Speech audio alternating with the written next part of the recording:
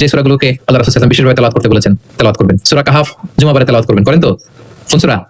সূরা কাহাফ। ফজরের পরে সূরা ইয়াসিন, ফজরের পরে মাগরিবের পরে ওয়াকিয়া পড়বেন, মাগরিবের পরে এশার পরে সূরা মুলক, এশার পরে রাতে ঘুমোতে যাওয়ার আগে সূরা বাকারার শেষ দুই আয়াত আমানা রাসূল করেন। মান ক্বারা আয়াতাইন মিন আখিরি সূরাতিল বাকারাতি ফি লাইলাতিন কাফাতা। আল্লাহ নবী বলেন, যে ব্যক্তি রাতে ঘুমোতে যাওয়ার আগে সূরা বাকারার শেষ দুই আয়াত পড়ে ঘুমাতে যায়, ওই রাতের সেফটি সিকিউরিটি প্রোটেকশনের জন্য এই আয়াত দুইটা যথেষ্ট হয়ে যায়। সূরা বাকারার শেষ দুই আয়াত পড়বেন। তিন কুল পড়বেন, তিন কুল। কুল আস-সালাসা, তিন কুল। কুল হুয়াল্লাহু আহাদ, কুল আউযু বিরাব্বিল ফালাক, কুল আউযু বিরাব্বিন নাস। তিন কুল পড়বেন ফজরের পরে, মাগরিবের পরে, বিছানায় ঘুমোতে যাওয়ার আগে। আল্লাহ রাসূল এগুলো পড়ে হাত দিয়ে হাতে ফু দিতেন, লম্বা একটা ফু দিয়ে সারা শরীরে এরকম মেসেজ করতেন মাস্তাতা যতটুকু সম্ভব পায়। তাহলে এটা special protection from your Lord. শয়তানের বিপরীতে, ব্ল্যাক ম্যাজিক, জাদু টোনা বানের বিপরীতে প্রোটেকশন নিলেন কার কাছ থেকে?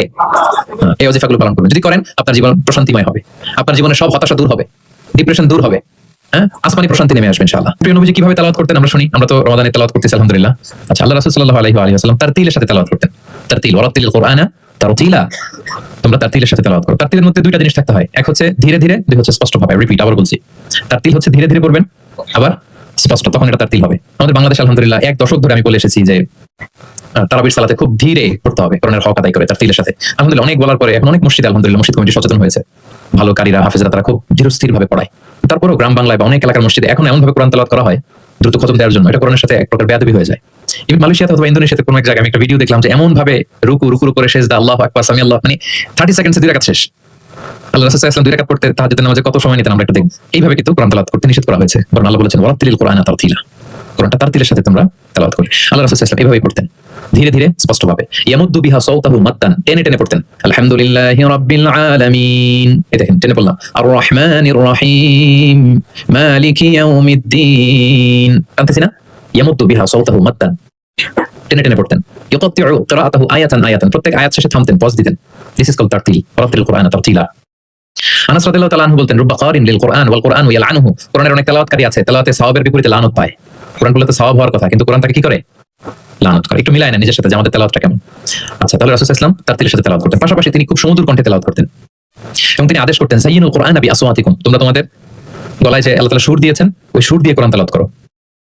যার যতটুকু সুর আছে, সবার হয়তো অত সুরেলা হবে না, যতটুকু, প্রত্যেকের একটা সুর আছে না নাই বলেন? যতটুকুই দিয়েছে আল্লাহ তাআলা আপনার গলায় সুর, ওই সুরটাকে ব্যবহার করে আপনি কোরআন তেলাওয়াত করবেন। রাসূল সাল্লাল্লাহু আলাইহি ওয়াসাল্লাম সুর দিয়ে কোরআন পড়তেন।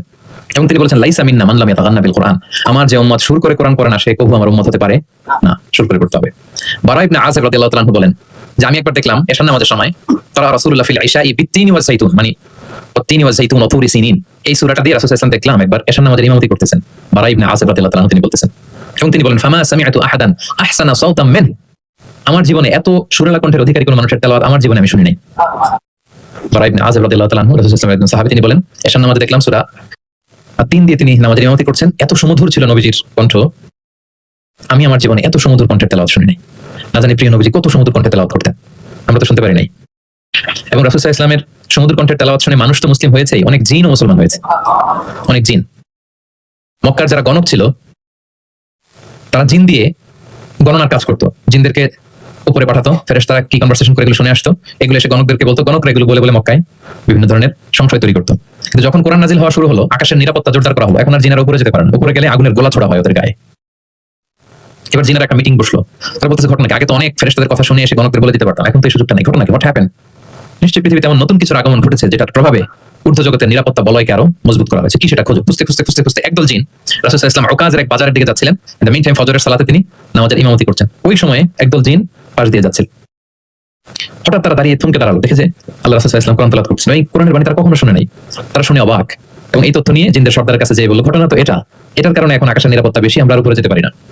তারা যেয়ে বলল যে আমরা ঈমান এনে ফেলছি ওই নবীর উপর, ইন্না সামি'না কুরআনান আজাবা ইয়াহদি ইলা রুশদি ফাআমান্না বিহি, তারা বলল যে আমরা কি আজীব কোরআন শুনে আসলাম যেটা সত্যের এবং হেদায়েতের দিকে পথ দেখায়, এবং ওয়ালান নুশরিকা বিরাব্বিনা আহাদা, আমাদের রবের সাথে আমরা শিরক করব না, আমরা আর মুশরিক থাকবো না, আমরা ঈমান এনে ফেললাম। তাহলে আল্লাহ রাসূল সাল্লাল্লাহু আলাইহি ওয়াসাল্লামের সমুদ্র কণ্ঠের তেলাওয়াত শুনে শুধু মানুষ নয়, বরং জিনেরাও ইসলাম ধর্ম গ্রহণ করেছে। আল্লাহ রাসূল সাল্লাল্লাহু আলাইহি ওয়াসাল্লাম তেলাওয়াতের মাঝখানে মাঝে মাঝে খুব কান্না করতেন, বিশেষ করে রাতের নামাজে কান্না ভেজা কণ্ঠে তেলাওয়াত করতেন। আমরা কি করি অর্থই তো বুঝতে পারতেছি না, কোথায় কাঁদবো আর কোথায় একটু আনন্দ পাবো।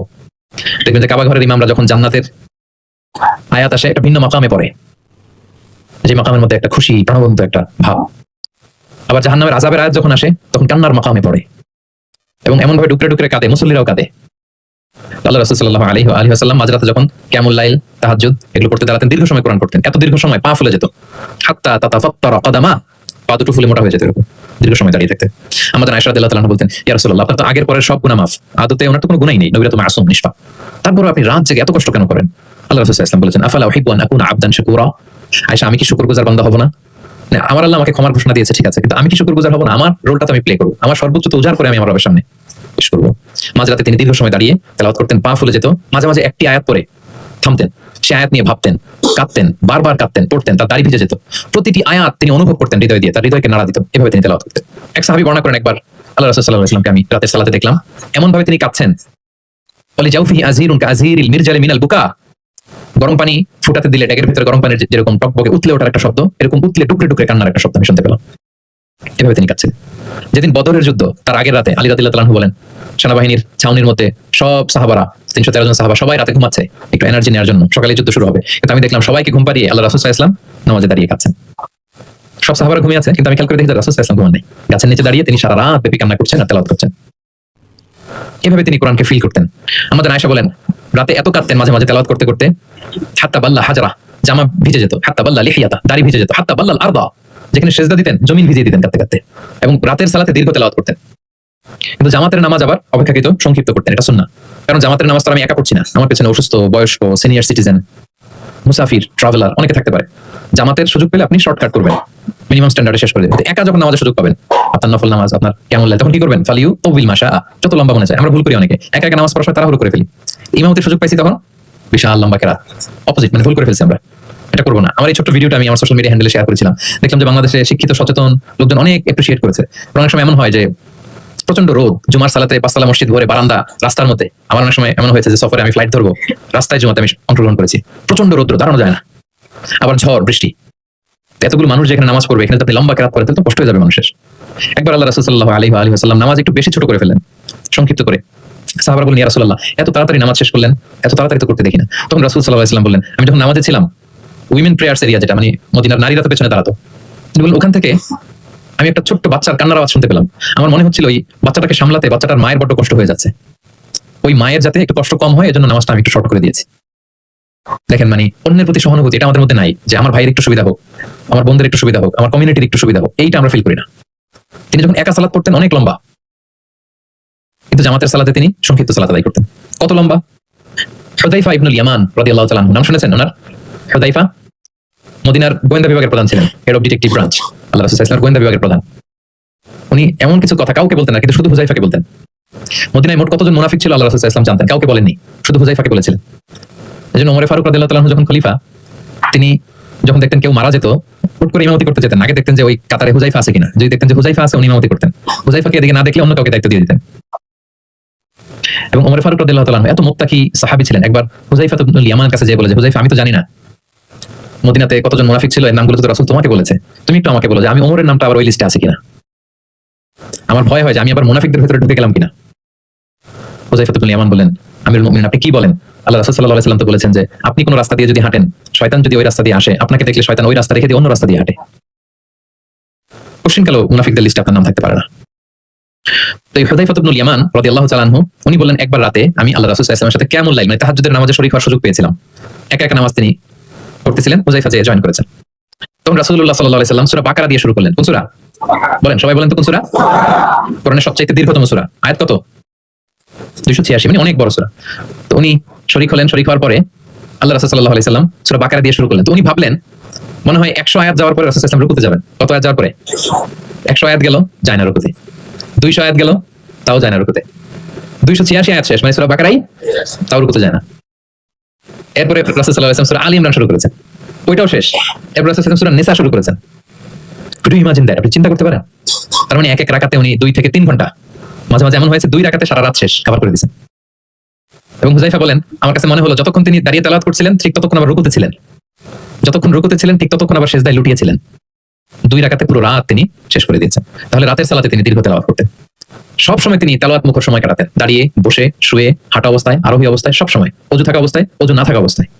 ওযু চলে গেলে রাসূল সাল্লাল্লাহু আলাইহি ওয়াসাল্লাম সাথে সাথে ওযু করে ফেলতেন, কিন্তু ওযু নেই ওই অবস্থায় তিনি কোরআন তেলাওয়াত করেছেন। ইবনুল কাইয়িম আল জাওজিয়া যাদুল মাআদ ফি হাদি খায়রিল ইবাদা, বিখ্যাত সিরাত গ্রন্থে তিনি বলেন, লাম ইয়াকুন ইয়ামনাহু মিন কিরাআতিহি ইল্লাল জানাবা, গোসল ফরজ হয় যেই পরিস্থিতিতে, ওই পরিস্থিতি ছাড়া কোনো কিছু রাসূল সাল্লাল্লাহু আলাইহি ওয়াসাল্লামকে কোরআন তেলাওয়াত থেকে বিরত রাখতে পারতো না। মানে গোসল ফরজ হয় কোন কারণে আপনারা তো জানেন। এরকম পরিস্থিতি হলে তিনি শুধু তেলাওয়াত করতেন। এছাড়া দাঁড়িয়ে, বসে, হাঁটছেন, আরোহণ করেছেন, ওযু আছে কিংবা ওযু নেই, সবসময় তিনি কোরআন তেলাওয়াত করতেন। মুআবিয়া ইবনে কুররা রাদিয়াল্লাহু আনহু বর্ণনা করেন যে আব্দুল্লাহ ইবনে মুগাফফাল তিনি বলেন, একবার আমি রাসূল সাল্লাল্লাহু আলাইহি ওয়াসাল্লামকে দেখলাম যে তিনি উটের উপর চড়ে মক্কা বিজয়ের দিন উট হাঁকাচ্ছেন, উটের উপর বসা। তখন তিনি সূরা ফাতহ তেলাওয়াত করছেন, ইন্না ফাতাহনা লাকা ফাতহাম মুবিনা লিয়াগফিরা লাকা আল্লাহু মা তাকদ্দামা মিন যামবিকা ওয়া মা তাআখার। তিনি বলেন যে আমি নিজে অষ্টম হিজরিতে মক্কা বিজয়ের দিন দেখলাম তিনি উট হাঁকাচ্ছেন আর পড়তেছেন ইন্না ফাতাহনা লাকা ফাতহাম মুবিনা, সূরা ফাতহ তেলাওয়াত করতেছেন। সুবহানাল্লাহ। তার মানে দাঁড়িয়ে বসে, অনেকে আমাদেরকে প্রশ্ন করে যে শুয়ে শুয়ে কোরআন তেলাওয়াত করা যাবে?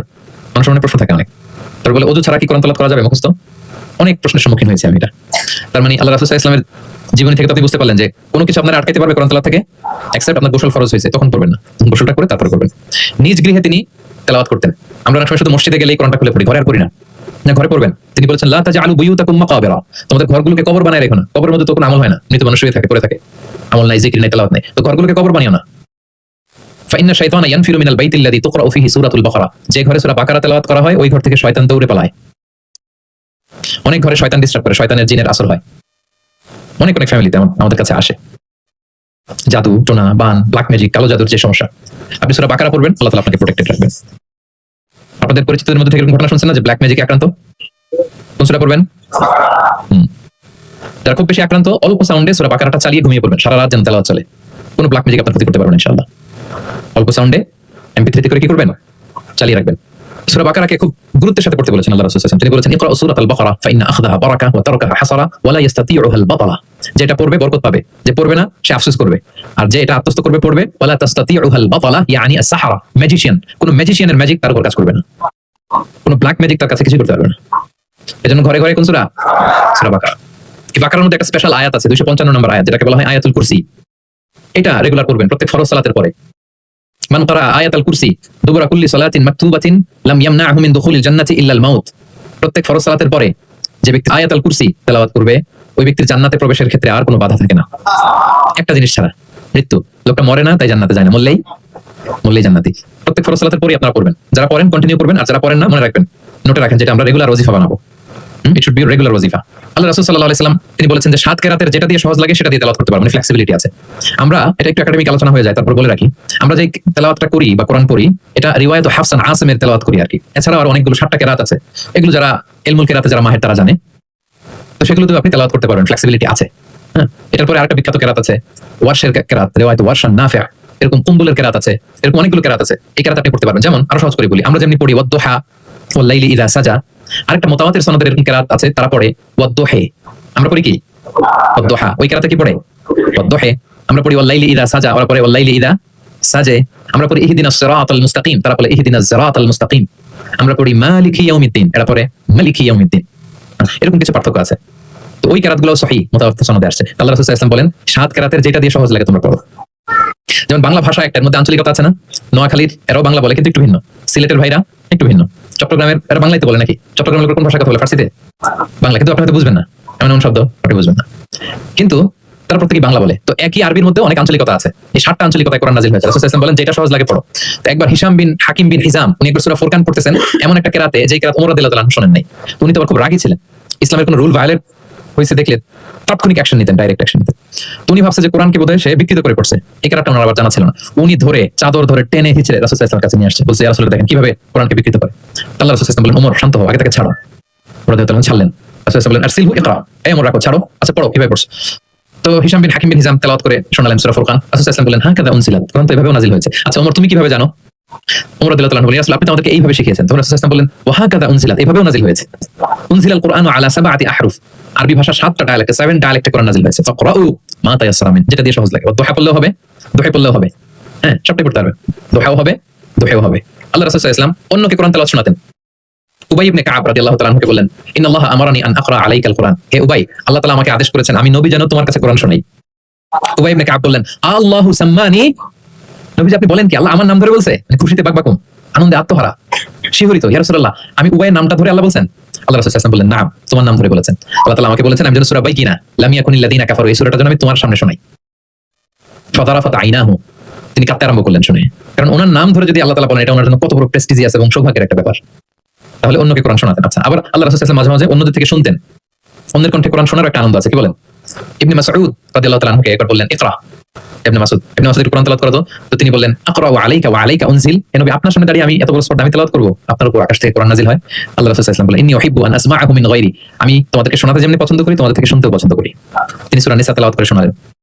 কেন শুনলেন? আব্দুল্লাহ ইবনে মাসউদ থেকে, কারণ আল্লাহ রাসূল সাল্লাল্লাহু আলাইহি ওয়াসাল্লাম টার্গেট করেছিলেন যে আব্দুল্লাহ ইবনে মাসউদ এই উম্মার কোরআনের টিচার হবে। কি হবে?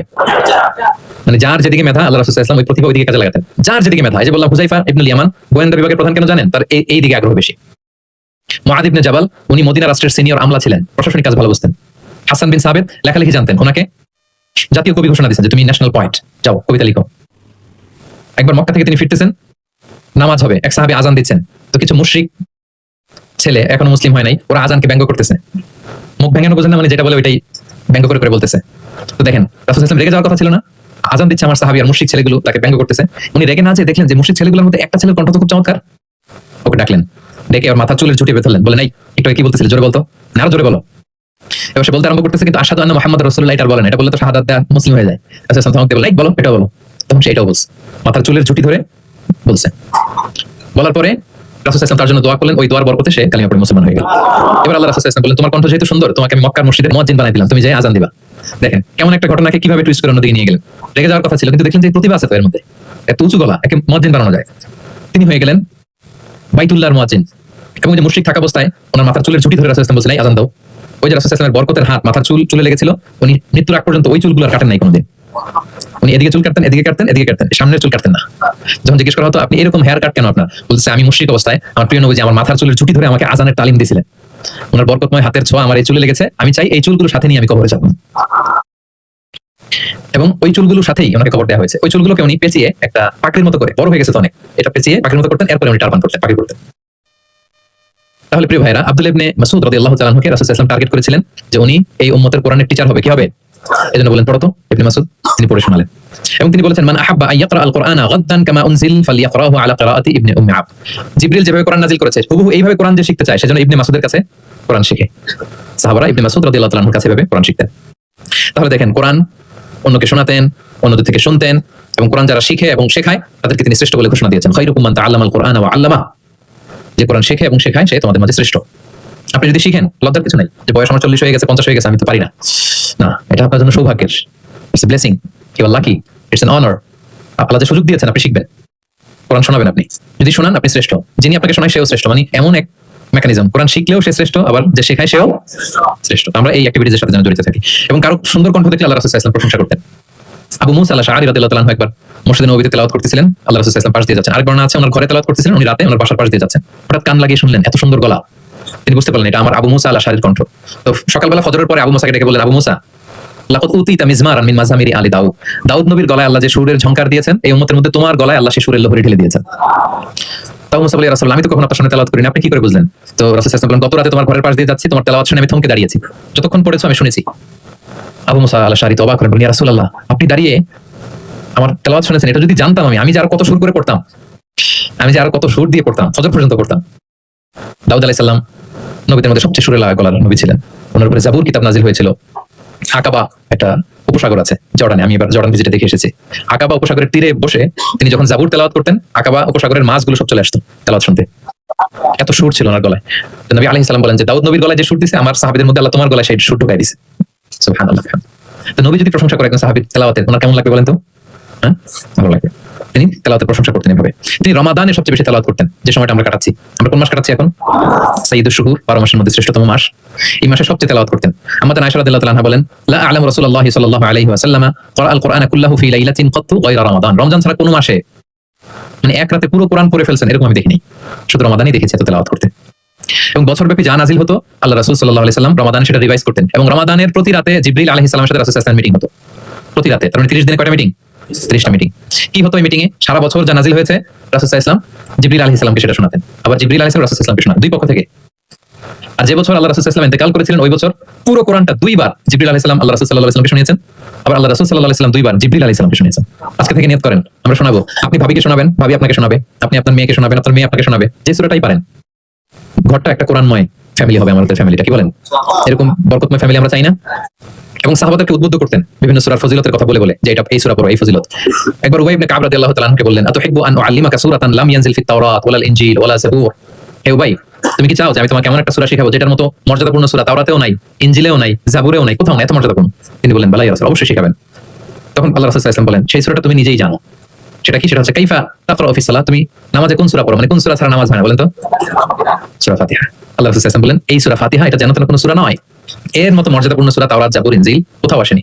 ইন্নাহা লাহিয়া সাবউল মাসানি ওয়াল কুরআনুল আযীম, এটা নিত্য পাঠনীয় সপ্ত বাক্য। সূরা ফাতিহায় মোট কয়টা বাক্য? 7টা। সবাই বলেন কয়টা? এটা বলে সাবউল মাসানি, মানে সব সময় পড়া হয় এমন 7টা বাক্য। ওয়ালাকাদ আতাইনাকা সাবআন মিনাল মাসানি ওয়াল কুরআনুল আযীম, সব সময় পড়তে হয়। আবু হুরায়রা রাদিয়াল্লাহু তাআলা আনহু বলেন যে আল্লাহ রাসূল সাল্লাল্লাহু আলাইহি ওয়াসাল্লাম আমাদেরকে উৎসাহ দিয়ে বলেন যে একটা সূরা আছে, এই সূরার 30টা আয়াত, এই সূরা যদি কেউ তেলাওয়াত করে, এই সূরা কিয়ামতের দিন এই তেলাওয়াতকারীর পক্ষে আল্লাহর কাছে সুপারিশ করবে, এমনকি তর্ক করবে যতক্ষণ আল্লাহ তাআলা তেলাওয়াতকারীকে জান্নাত হিসেবে ঘোষণা না দেয়। বলেন তো কোন সূরা এটা? সূরা মুলক। অনেক মানুষ, আলহামদুলিল্লাহ শতাধিক মানুষ দেশে বিদেশে এয়ারপোর্টে আমাকে দেখা হইলে বলে যে শেখ আপনার সূরা মুলকের তাফসীর শুনে আমি সূরা মুলক মুখস্থ করেছি। আলহামদুলিল্লাহ, সৌভাগ্য। অনেকে বলে যে সাইয়্যিদুল ইস্তিগফার আপনার আলোচনা থেকে শুনে মুখস্থ করেছি। তারপর অনেকে বলেছে যে আস্তাগফিরুল্লাহর আমলটা আপনার আলোচনা থেকে শুনে আমরা অভ্যস্ত হয়েছি। আলহামদুলিল্লাহ, এটা অভ্যাস করবেন। সূরা মুলক তেলাওয়াত করবেন। কয় আয়াত সূরা মুলকে? এক মাসে কয় দিন? প্রতিদিন যদি একটা আয়াত মুখস্থ করেন 30 দিনে সূরা মুলক হয়ে যাবে না? কঠিন? বেশি কঠিন? করবেন। এভাবে ফজিলতের কথা বলে আল্লাহ রাসূল সাল্লাল্লাহু আলাইহি ওয়াসাল্লাম সাহাবাদেরকে উদ্বুদ্ধ করতেন। গত বছর আমার একটা বই এসেছে, কোরআনের উপর এক নজরে কোরআন, নাম শুনেছেন না আপনারা? সবগুলো সূরার ফজিলত আমরা ওখানে নিয়ে এসেছি। 114 সূরার ফজিলতকে আপনি পাবেন, এবং পড়লে আপনার আরো বেশি মন চাইবে সূরাটার তাফসীর জানতে, অর্থ জানতে, মুখস্থ করতে। এই সূরার ফজিলত কি, সূরার মূল আলোচনা কি, এই সূরা নাজিলের প্রেক্ষাপট কি, এর মধ্যে লেসন কি, মেজর থিম কি, আমি যেভাবে তাফসীর করে আপনাদের শোনাই ওইভাবেই সহজ করে করে প্রত্যেকটা সূরা 5 থেকে 6 পৃষ্ঠায় কভার, যত বড় সূরা হোক একেবারে সামারি নিয়ে এসেছি। যাদের সংগ্রহে আছে এই রমাদানে পড়বেন, খুব সহজ মনে হবে। যে সূরাটার অনুবাদ করতে মনে চায় আগে এক নজরে কোরআন থেকে একবার রিভাইজ দিয়ে নেবেন, অনুবাদটা সহজ মনে হবে। যে সূরাটার তাফসীর জানতে মনে চায় আগে এক নজরে কোরআন থেকে একবার পড়ে নেবেন, একেবারে ক্রিস্টাল ক্লিয়ার, সহজ হয়ে যাবে। দাজ্জালের ফিতনা থেকে বাঁচতে আল্লাহ রাসূল সাল্লাল্লাহু আলাইহি ওয়াসাল্লাম সূরা কাহফের প্রথম 10 আয়াত মুখস্থ করতে বলেছেন। আল্লাহ রাসূল সাল্লাল্লাহু আলাইহি ওয়াসাল্লাম ইরশাদ করেন, মান হাফিযা 10 আয়াতিন মিন আউয়ালি সূরাতিল কাহফি উসিমা মিন ফিতনাতিদ দাজ্জাল, যে সূরা কাহফের প্রথম 10 আয়াত মুখস্থ করবে সে দাজ্জালের ফিতনা থেকে মুক্ত থাকবে ইনশাআল্লাহ। মুখস্থ করবেন সূরা কাহফের প্রথম কয় আয়াত? 10 আয়াত। আল্লাহ রাসূল সাল্লাল্লাহু আলাইহি ওয়াসাল্লাম কোরআনের ব্যাখ্যা করতেন, নিজেই কোরআনের ব্যাখ্যা করতেন, কারণ তার উপরই তো কোরআন নাজিল হয়েছে, তিনি সবচেয়ে বড় মুফাসসির। আল্লাহ রাসূল সাল্লাল্লাহু আলাইহি ওয়াসাল্লামের চেয়ে বেশি কোরআনের ব্যাখ্যা আর কি কেউ জানে? ব্যাখ্যা করতেন। একবার তিনি আল্লাযীনা আমানু ওয়া লাম ইয়ালবিসু ঈমানাহুম বিযুলমিন উলাইকা লাহুমুল আমনু ওয়া হুম মুহতাদুন, আর ঈমানের সাথে জুলুমকে মেশায়নি, তাদের জন্য আছে নিরাপত্তা এবং হেদায়েত। সাহাবারা অবাক হলেন, ইয়া রাসূলুল্লাহ, আমাদের মধ্যে এরকম কে আছে যে ঈমানের সাথে জুলুম মিশায় নাই, মানে ঈমান আনার পরে কোনো পাপ করি নাই, কম বেশি পাপ তো আমাদের হয়েছে, জুলুম তো হয়েছে, তাহলে আমরা কি নিরাপত্তা হেদায়েত পাবো না? তো রাসূল সাল্লাল্লাহু আলাইহি ওয়াসাল্লাম বললেন যে এই জুলুম দ্বারা ওই জুলুম উদ্দেশ্য না, এই জুলুম দ্বারা উদ্দেশ্য হচ্ছে শিরক। এই জুলুম দ্বারা উদ্দেশ্য কি? এই যে ব্যাখ্যা করে দিচ্ছেন, সাহাবীদের ভুল ধারণা ভাঙিয়ে দিচ্ছেন। তিনি বলতেছেন, তোমরা কি লোকমান আলাইহিস সালামের ওই নসিহত পড়ো না যে লা তুশরিক বিল্লাহ ইন্না শিরকা লা যুলমুন আযীম? আপনার ছেলেকে বলতেছেন যে বাবা শিরক করো না, শিরক সবচেয়ে বড় জুলুম। শিরক সবচেয়ে বড় কি? কারণ এই জুলুমটা মানুষ কার উপর করে? আল্লাহর উপর করে। তাহলে জুলুম মানে হচ্ছে এই আয়াতের মধ্যে শিরক। তাহলে স্বয়ং রাসূলুল্লাহ সাল্লাল্লাহু আলাইহি ওয়াসাল্লাম নিজে ব্যাখ্যা করে দিয়েছেন, সাহাবারা ওনারা ক্লিয়ার হয়ে গেলেন। কোরআনে যারা অধিক পারদর্শী তাদেরকে রাসূল সাল্লাল্লাহু আলাইহি ওয়াসাল্লাম প্রায়োরিটি দিতেন। কি দিতেন? প্রায়োরিটি। আল্লাহ রাসূল সাল্লাল্লাহু আলাইহি ওয়াসাল্লাম বলেছেন, ইয়া উম্মুল কওম আকরাউহুম লিকিতাবিল্লাহ। একসাথে ধরেন যে অনেকে হয়েছেন, তো ইমামতি করবে কে? আমরা 5 ভাই একসাথে হইছি, নামাজের সময় হইছে, ইমামতি কে করবে? হ্যাঁ, যে কোরআন ভালো জানে। আকরাউহুম লিকিতাবিল্লাহ, আল্লাহ কিতাব যে বেশি জানে, বেশি ব্যাখ্যা জানে, বেশি মুখস্থ সে। আচ্ছা, ওয়া ইন কানাত কিরাআতুহুম সাওয়া, যদি তাদের সবার কেরাত সমান হয় তখন রাসূল সাল্লাল্লাহু আলাইহি ওয়াসাল্লাম বলেন ফায়া উম্মুহুম আকদামুহুম হিজরাতান, তাহলে যে আগে হিজরত করছে সে, মানে তখন আগে হিজরত করেছে তাদের মর্যাদা বেশি ছিল। ফাইন কানু ফিল হিজরাতি সাওয়া, হিজরতে যদি সমান হয়, তাহলে যে 5 জন একসাথে হিজরত করছিল ওই 5 জন মিলে এখন নামাজ পড়ে, তখন কে? আল্লাহ রাসূল সাল্লাল্লাহু আলাইহি ওয়াসাল্লাম বলেন ফায়া উম্মুহুম আকবারুহুম সিন্নান, যার বয়স বেশি সে, যে সিনিয়র সে ইমামতি করবে। তাহলে সবচেয়ে বেশি অগ্রাধিকার কাকে দিলেন? যে কোরআন বেশি জানে। এবং তিনি দোয়া করতেন, আল্লাহ কোরআনকে আমার হৃদয়ের বসন্ত বানিয়ে দেন, আল্লাহ আমার অন্তরের জ্যোতি বানিয়ে দেন, আল্লাহ আমার কষ্ট দূরের কারণ বানিয়ে দেন। এই দোয়াটা মালয়েশিয়াতে তো কুনুতের মধ্যে সব সময় পড়ে দেখি আমরা, আল্লাহুম্মা জাআল কুরআনাল আযীমা রাবিআ কুলুবিনা ওয়া নূরা সুদুরিনা ওয়া জালাআ আহজানিনা ওয়া যাহাবা হুমুমিনা ওয়া গুমুমিনা। শুনছেন না তারা? রাসূল যে ভাষায় বলেছেন সেটা হচ্ছে তাজআলুল কুরআনা রাবিআ কলবি, আল্লাহ এই কোরআনকে আপনি আমার অন্তরের বসন্ত বানান, প্রশান্তি বানান। নূরা সাদরি, আমার অন্তরের বুকের আলো বানান, হৃদয়ের আলো। আমার দুঃখের অপসারণকারী বানান, আমার দুশ্চিন্তা দূরকারী বানান। এই দোয়াটা আপনারা করবেন। আল্লাহ রাসূল সাল্লাল্লাহু আলাইহি ওয়াসাল্লাম শেষ বয়সে ওনার চেহারায় কিছুটা বার্ধক্যের ছাপ চলে এসেছিল। আবু বকর রাদিয়াল্লাহু তাআলা আনহু একবার জিজ্ঞেস করছিলেন যে ইয়া রাসূলুল্লাহ কদ শিবতা, আপনার চেহারা কেমন যেন বার্ধক্যের ছাপ চলে আসছে। আল্লাহ রাসূল সাল্লাল্লাহু আলাইহি ওয়াসাল্লামের দাড়ি এবং চুল মিলে সব মিলে 20টার বেশি চুল পাকে নাই। এক বর্ণনায় এসেছে 17টা, আরেক বর্ণনায় 18টা। মুহাদ্দিসিন ইকরাম বলেছেন যে এত অল্প কিছু চুল দাড়ি পেকেছিল যে গুণা যেত, গুণে দেখা গেছে 17, 18, সবশেষে যখন বেড়েছে হয়তো 20। যেন মুহাদ্দিসিন ইকরাম একমত যে ওনার 20টার বেশি চুল দাড়ি পাকে নাই। কোথায় বেশি পাকছে? এদিকে কয়েকটা পাকছে, নিম দাড়ির এখানে কয়েকটা পাকছে, হাদিস আছে। আবু বকর রাদিয়াল্লাহু তাআলা বলেন ইয়া রাসূলুল্লাহ কদ শিবতা, আপনার চেহারা কেমন যেন বার্ধক্যের ছাপ। তখন আল্লাহ রাসূল সাল্লাল্লাহু আলাইহি ওয়াসাল্লাম বলেন শাইয়াবাতনি হুদ ওয়াল ওয়াকিআ ওয়াল মুরসালাত ওয়া আম্মা ইয়াতাসাআলুন ওয়া ইযা শামসু কুবিরাত। আবু বকর বলো না, এই 5টা সূরা আমাকে বার্ধক্যে উপনীত করে দিয়েছে। কারণ এই 5টা সূরার ভিতরে কিয়ামতের বিভীষিকার বর্ণনা এমন ভাবে আল্লাহ তুলে ধরেছেন, আল্লাহ রাসূল সাল্লাল্লাহু আলাইহি ওয়াসাল্লাম এত উদ্বিগ্ন থাকতেন উম্মতকে নিয়ে, নিজের জন্য না, আমাদের জন্য। হায় রে, কিয়ামতের বিভীষিকাময় মুহূর্তে আমার গুনাহগার উম্মতের কি হবে, ওই কঠিন পরিস্থিতিতে আমার উম্মতের কি হবে, এটা যখন ভাবতেন, এই 5টা সূরা পড়তেন, কিয়ামতের বিভীষিকাময় এই পরিস্থিতি, দৃশ্যায়নের চিন্তা মানুষ পড়ে, কল্পনা পড়ে, চিন্তা করতে করতে ওনার মধ্যে বার্ধক্যের ছাপ চলে আসছে কোরআন পড়তে পড়তে, উম্মতের চিন্তায়। সব নবীকে আল্লাহ তাআলা একটা স্পেশাল দোয়া করার সুযোগ দিয়েছিলেন, আর সব নবীরা ওই দোয়া দুনিয়াতেই করেছে, একমাত্র আমাদের প্রিয় নবীজি ছাড়া। সব নবী ওই দোয়া খাটাই ফেলছে দুনিয়াতে, আল্লাহ রাসূল সাল্লাল্লাহু আলাইহি ওয়াসাল্লাম ওই দোয়া করেন নাই। তিনি বলেন, ওয়া ইন্নী আখতাবিউ দাওয়াতি শাফাআতান লিউম্মতি ইয়াউমাল কিয়ামা, আমার ওই দোয়াটা, স্পেশাল দোয়াটা যেটা করলে আল্লাহ কবুল করবে, ওই দোয়াটা আমি কিয়ামতের দিন আমার গুনাহগার উম্মতের জন্য রেখে দিয়েছি, আমি সেদিন আমার উম্মতের জন্য সেই দোয়াটা করব। তাহলে কিছু সূরা ওনার চেহারায় পার্থক্যের ছাপ নিয়ে এসেছিল। কোরআন হেফজ করার পরে ভুলে যাওয়া, এটা কিন্তু ঠিক না। এজন্য আল্লাহ রাসূল সাল্লাল্লাহু আলাইহি ওয়াসাল্লাম বলেছেন, হেফজ যারা করবে তারা যেন কোরআনকে সংরক্ষণ করে, প্রিজার্ভ করে। এবং তিনি বলেছেন, তাআহাদুল কোরআন, কোরআনকে যত্ন নিও, কারণ কোরআন দামি মেহমান, দামি মেহমানকে যত্ন না নিলে থাকে না। হেফজ করছে, যত্ন নেয় নাই, পরে নাই, রিভাইজ দেয় না, এখন আর রিডিংও পড়তে পারে না, মুখস্থ তো দূরের কথা, দেখে দেখেও পড়তে কষ্ট, এরকম হয় অনেক হাফেজদের। এটা ঠিক না। কারণ আল কোরআনু দাইফুন কারীমুন মিনাল্লাহ, কোরআন আল্লাহর পক্ষ থেকে অনেক সম্মানিত মেহমান। সম্মানিত মেহমানকে সম্মান দিতে হয়, নাহলে উনি আসে থাকে। ধরেন যে একজন এমপি আসলো আপনার বাসায়, মালয়েশিয়ার একজন মন্ত্রী, আসার পরে নাই কোনো রিসেপশন, নাই কোনো ওয়েলকামিং স্টেটমেন্ট, রিসেপশন কিছু নাই, আপনি কোনো গুরুত্বই দিচ্ছেন না, উনি এসে বসে থাকবে আপনার বাসায় না। সম্মানিত মেহমানকে সম্মান করতে হবে, কোরআন অনেক বড় সম্মানিত মেহমান আল্লাহর পক্ষ থেকে, এটাকে সম্মান দিতে হবে, পড়তে হবে, রিভাইজ দিতে হবে, সময় দিতে হবে, তাহলে সে আপনার সিনায় থাকবে। তা না হলে এই কোরআনের নূর সিনাতে কখনো থাকে না। তিনি বলেছেন, তাআহাদুল কোরআন, কোরআনকে রিভাইজ করো, ফাইন্নাহু আশাদ্দু তাফাল্লুতান মিনাল ইবলি ফি উকুলিহা, ওটের রশি ছেড়ে দিলে ওট যেমনি পালায়, কোরআন মুখস্থ করার পর রিভাইজ না দিলে কোরআন পালাবে, আর রিভিশন দিলে এটা হৃদয়ে থাকে। এবং তিনি উৎসাহ দিয়ে বলেছেন, কোরআন এমন কিতাব, পৃথিবীর অন্য কোনো কিতাবের ক্ষেত্রে এটা বলা হয় না, যে কিতাবের এক অক্ষরে 10 নেকি, এক অক্ষরে কয় নাকি। পৃথিবীর আর কোনো বইয়ের ক্ষেত্রে এটা প্রযোজ্য, ইভেন হাদিস শরীফের ক্ষেত্রে প্রযোজ্য না। হাদিসের এক অক্ষর বলে 10 নাকি, এটা বলেন আল্লাহ রাসূল সাল্লাল্লাহু আলাইহি ওয়াসাল্লাম, শুধু কোরআন, শুধু মান কারা হারফান মিন কিতাবিল, এক হরফ যদি কেউ পড়ে, ফালাহু হাসানাতুন ওয়াল হাসানাতু বিআশরি আমসালিহা, 10 নাকি। লা আকুলু আলিফ লাম মিম হারফুন, আল্লাহ রাসূল বলেন সূরা বাকারার শুরুতে যে আছে আলিফ লাম মিম, মনে করেন তিনটা মিলে এক অক্ষর না, বাল আলিফুন হারফুন, আলিফ একটা হরফ, লামুন হারফুন, লাম একটা হরফ, মিমুন হারফুন, মিম এক হরফ, তাহলে আলিফ লাম মিম বললে কয় সওয়াব? 30টা নাকি আল্লাহ তাআলা আমল নামায় দিচ্ছেন। অনেকে বলে যে হুজুর পড়তে পারি না, কষ্ট হয়, বয়স হয়ে গেছে 50 60, এখন তো মুখ দিয়ে আসে না, বলে অনেকে কমপ্লেইন করে না। রাসূল সাল্লাল্লাহু তাদেরকে সুসংবাদ দিয়েছেন, বলেছেন যাদের বয়স হয়ে গেছে, ওয়াল্লাযী ইয়াকরাউল কুরআন ওয়া ইয়াতাতাউ ফি, পড়তে গেলে জিহ্বা আটকে যায়, এটাকে আরবিতে বলে তা ইয়াতাতাউ, মানে গিরা লেগে গেছে, জিহ্বা আটকে যায়। তো যার আটকে যায়, কষ্ট হয়, যদি সে কোরআন পড়ে, ফালাহু আজরান, তার ডাবল সওয়াব। কোরআন পড়তেছে এটার সওয়াব, ওই যে আটকাইতেছে ওটার আরেক সওয়াব। কষ্ট হচ্ছে যে শাকুন আলাইহি লাহু আজরান, তার ডাবল সওয়াব। এবার বলেন, কষ্ট হলে কি পড়া বন্ধ করে ফেলবেন? তো কি করবেন? আরো চেষ্টা করবো, আরো করবো, কারণ প্রতিনিয়ত আল্লাহ তাআলা আমার আমল ভারী করছেন। এবং এই যে কোরআনের মজলিসে হাজির হলে আল্লাহ রাসূল সাল্লাল্লাহু আলাইহি ওয়াসাল্লাম উৎসাহিত করেছেন যে কোরআনের মজলিসে হাজির হলে কি হয়, ইয়াতলুনা কিতাবাল্লাহ, যেখানে কোরআনের আলোচনা হয়, ওয়া ইয়াতাদারাসুনা বাইনাহুম ইল্লা নাযালাত আলাইহিমুস সাকিনা, প্রশান্তি নেমে আসে, আসমানি প্রশান্তি। আপনি প্রশান্তি ফিল করতেছেন সাকিনা হৃদয়ে? এই যে আজকের এই প্রোগ্রামে আপনি যেটা ফিল করতেছেন, পৃথিবীর কোনো গেট টুগেদার, কোনো ফাংশন, কোনো প্রোগ্রামে কি এই প্রশান্তি আপনি পান? পাইলে বলেন, পাবেন? কোরআনের যে মাজলিস, ওটাতে বসলে একটা আলাদা আসমানি প্রশান্তি। হাফাতহুমুল মালাইকা, ফেরেশতারা ঘিরে রাখে এই প্রোগ্রাম। কি করে? আজকে আপনাদের সিকিউরিটি দিতেছে কারা? পুলিশ, বিশেষ ফোর্স, কারা? ফেরেশতারা, মালাইকাতুল্লাহ। ওয়া যাকারাহুমুল্লাহু ফিমান ইনদা, এবং আল্লাহ তাআলা ফেরেশতাদের সামনে গর্ব করে বলে, দেখো আমার বান্দারা আমাকে দেখে নাই, জান্নাত দেখে নাই, জাহান্নাম দেখে নাই, কোরআন পড়ে বিশ্বাস করেই আজকে চলে আসছে, গর্ব করে বলতে থাকে। তখন আল্লাহ বলে যে এই বান্দারা কি চায়, আজকে যা চাবে তাই দিয়ে দেব। যেন ইফতারের পূর্ব মুহূর্তে দোয়া কবুলের একটা মাহেন্দ্রক্ষণ, আমরা যেন এই সময়টাকে কাজে লাগাই, আমরা আল্লাহর কাছে দোয়া করব। আর এত এত ফজিলতের পরেও যারা কোরআন পড়ে নাই, তাদের নসিবে কি থাকবে বলেন? আল্লাহ রাসূল সাল্লাল্লাহু আলাইহি ওয়াসাল্লাম তাদের বিরুদ্ধে স্বয়ং মামলা দায়ের করবেন, যার সুপারিশ ছাড়া আমরা জান্নাতের চেহারা দেখব না, ওই নবী তার বিরুদ্ধে দাঁড়াবে। ওয়াকাল রাসূলু ইয়া রাব ইন্না কওমি ইত্তাখাযু হাযাল কুরআনা মাহজুরা, তিনি কিয়ামতের দিন বলবে, আল্লাহ আমার এই উম্মত কোরআনকে পরিত্যক্ত করেছে, ইগনোর করেছে, বর্জন করেছে, পড়ে নাই, বছরের পর বছর গেছে, কোরআনটা হাতে নেয় নাই, কোরআনের একটা পাতা খুলে দেখে নাই, একের পর এক রমাদান সে পেয়েছে, কোরআনকে কোনোদিন সে তেলাওয়াত করে নাই, পাঠ করে নাই। আচ্ছা বলেন, যেই নবীর সুপারিশ ছাড়া আমরা জান্নাতে যাওয়া কল্পনা করতে পারি না, ওই নবী যদি আপনার বিরুদ্ধে মামলা দায়ের করে, তাহলে তো জান্নাত ফকফকা একেবারে, নাকি? জান্নাতের রাস্তা ক্লিয়ার না? ইম্পসিবল, অসম্ভব। খবরদার প্রিয় ভাইরা, একটু রিভাইজ করেন কোরআনের সাথে আমাদের সম্পর্ক কেমন, প্রিয় নবীর সম্পর্ক কেমন আমরা শুনলাম, আমরা একটু দেখি যে আসলে আমাদের সম্পর্ক কেমন। আমরা নিজেরা শোনাই কিনা অন্যকে, অন্য থেকে শুনি কিনা, রাত্রিবেলা তেলাওয়াত করার সময় কান্না করি কিনা, চেষ্টা করি কিনা, অর্থ করি কিনা, তাফসীর করি কিনা, কোরআন অনুযায়ী জীবনটা গড়ি কিনা, আমল করি কিনা, একটু নিজের সাথে নিজে বোঝাপড়া করেন। তাহলে আল্লাহ রাসূল সাল্লাল্লাহু আলাইহি ওয়া আলিহি ওয়াসাল্লাম যেভাবে কোরআনের সাথে নিজের সম্পর্ক করেছেন, আমরা ওইভাবে নিজেদের সাথে কোরআনের সম্পর্ক করতে চাই। কি বলেন? চাই কি চাই না? এই রমাদানে আমাদের সময়গুলো কোরআনময় হোক, আমরা চাই। ধীরস্থির ভাবে পড়বেন। আজকে তো আমরা বললাম কিভাবে পড়বেন, 4G গতিতে নাকি 5G স্পিডে, তার তিলের সাথে স্পষ্ট ভাবে ধীরে ধীরে। অনেকে কোরআনের খতম তুলতে যায়, কোরআনের খতম দেওয়া ফেলায়, লানত করবে কোরআন তাদের প্রতি, এটা করবেন না আমার প্রিয় ভাই। ধীরস্থির ভাবে তেলাওয়াত করুন, কোরআনের বঙ্গানুবাদ পড়ুন, এক নজরে কোরআন, এটা আমরা তৈরি করেছি এরকম বই বাংলা ভাষায় হয় না। বাংলা মাশাআল্লাহ অনেক অনুবাদ হয়েছে আলহামদুলিল্লাহ, অনেক বাংলায় তাফসীর হয়েছে আলহামদুলিল্লাহ, কিন্তু কোরআনের সার নির্যাস আসে নাই। ইংরেজিতে আমি পেয়েছি, আরবিতে কিছু বই পেয়েছি, কিন্তু বাংলায় হয়নি। অনেক সাধনার ফসল এটা, হাতে নিলে বুঝতে পারবেন যে কি শ্রম দেওয়া হয়েছে এটাতে, সহজ করে আপনাকে বুঝাই দেওয়া হবে, সেটা পড়বেন। আসসালামু আলাইকুম ভাই, আমাদের ভিডিওতে একটি লাইক দিবেন, চ্যানেলটি সাবস্ক্রাইব করবেন, বেল আইকনটি বাজিয়ে দিবেন। অসংখ্য ধন্যবাদ আপনাকে।